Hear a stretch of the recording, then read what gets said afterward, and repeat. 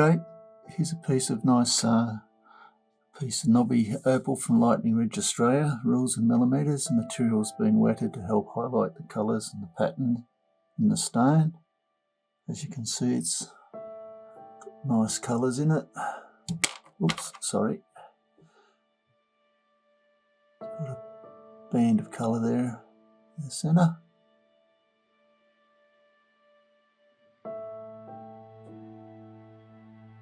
A few humps and hollers in it, unfortunately, but I think a bit of careful grinding, you might get most of that out. I can't guarantee, but unfortunately it's on dark, only grey base, not really dark black base.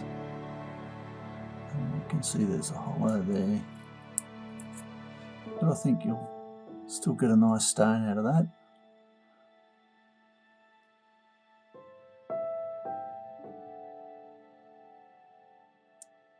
Anyway, hope you've enjoyed. Cheers.